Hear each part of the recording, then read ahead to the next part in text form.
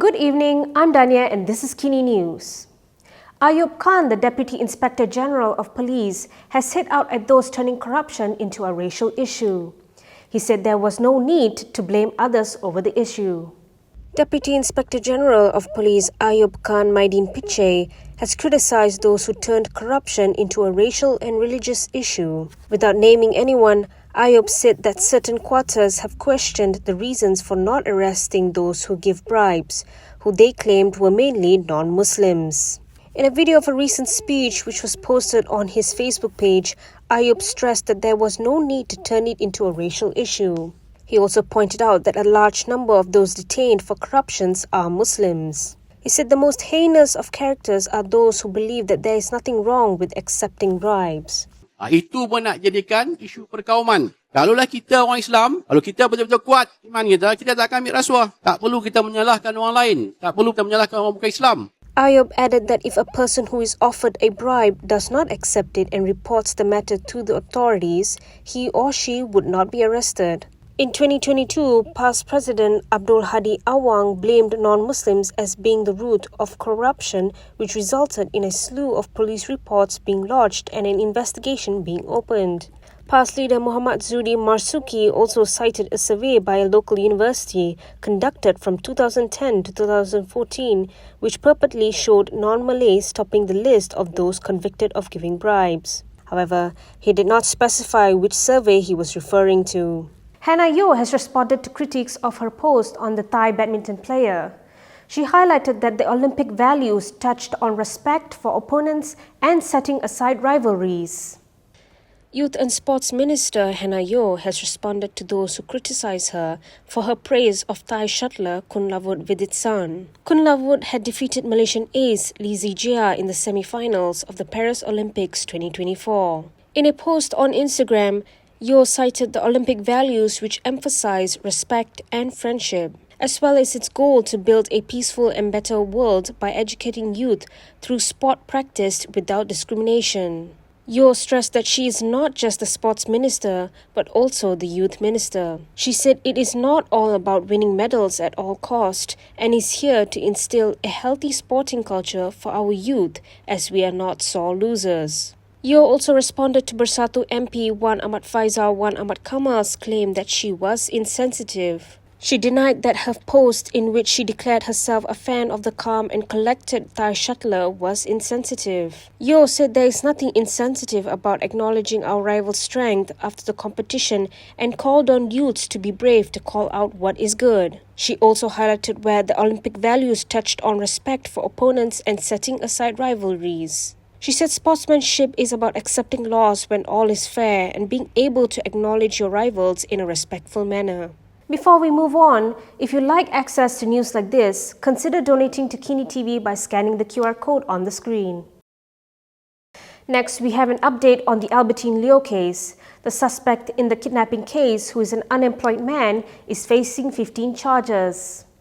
An unemployed man faced 15 charges related to the kidnapping of a 6-year-old girl, Albertine Leo Jia Hui, in 2 separate sessions courts in Johor Bahru and at the Kulai Magistrates Court today. Liang Win Son pleaded not guilty to all of the charges read before him in Mandarin. He faced 8 charges in the sessions courts for kidnapping, wrongful confinement and non-physical sexual assault of the child, as well as collecting and possessing sexual abuse material related to the victim. In another sessions court, Liang was charged with collecting 5,317 images and videos of child sexual abuse material on 2 SD cards, a hard disk and a mobile phone. The 2 courts granted him bail at 50,000 ringgit with additional conditions that the accused refrain from tampering with witnesses, report to the nearest police station once a month, and surrender his passport. The case was then scheduled for mention on September 12 for document submission. Meanwhile, at the Kulai Magistrates Court, Liang pleaded not guilty to 7 charges of possessing pornographic material at his home on July 24th. He was granted bail at 10,000 ringgit with 1 surety, and the court set September 10th for case mention. Bersih has stressed that government buildings should not be used as the election campaign headquarters of any political party. They said this about the claims raised by Anwar Musa. Electoral watchdog Bersih said BN's alleged usage of government-owned premises for its election operation in Negeri clearly contradicts the practice of clean and fair elections. Bersih told Malaysia Kini that government premises and buildings should not be used as the election campaign headquarters of any political party. It said the government should ensure that there is a clear separation between the party and the government. It added that if government assets are used to promote and give advantage to any political party, the campaign process will not be fair and the election results will be less valid. It said this in response to the claims made by Perikatan National Operation Director for the Negeri by-election, Anwar Musa. Yesterday, Anwar had posted photos on Facebook showing a building covered with BN flags and banners. Anwar said government assets and offices should not be used as basis of operations for political parties. Daim Zainuddin wants the MACC to disclose their report against him in the Asset Disclosure Court case. According to him, prosecutors failed to disclose the report when his lawyers wrote to them on January 31st. Former Finance Minister Daim Zainuddin is seeking the MACC report that initiated a criminal investigation against him. He said this is necessary to ensure a fair criminal trial of the Asset Disclosure Court case against him.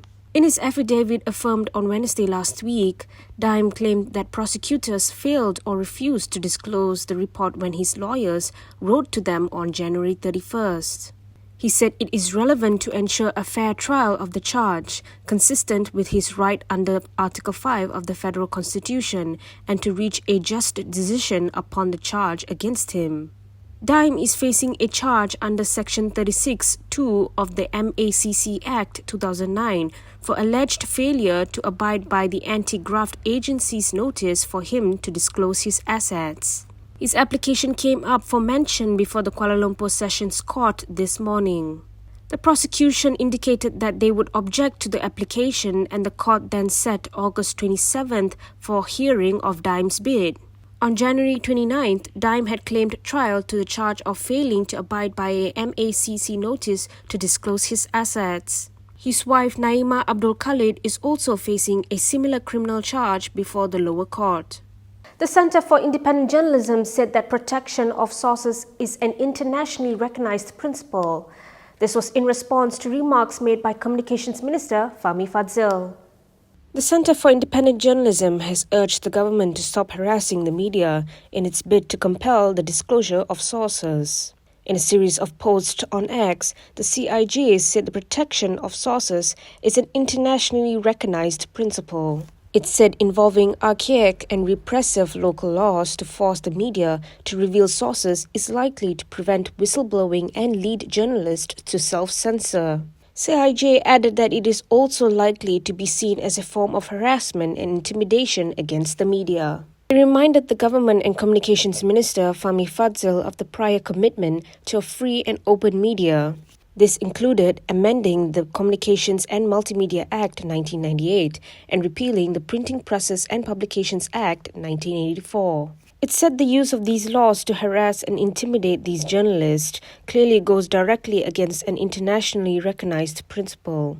The media watchdog was responding to Fahmi's remarks that the media should cooperate with police investigations over sources. That is all from me today. For more stories, you can go to Kinitv.com. You can also follow us on Instagram, Twitter, YouTube and Facebook for the latest news updates. I'm Danya. Thanks for watching.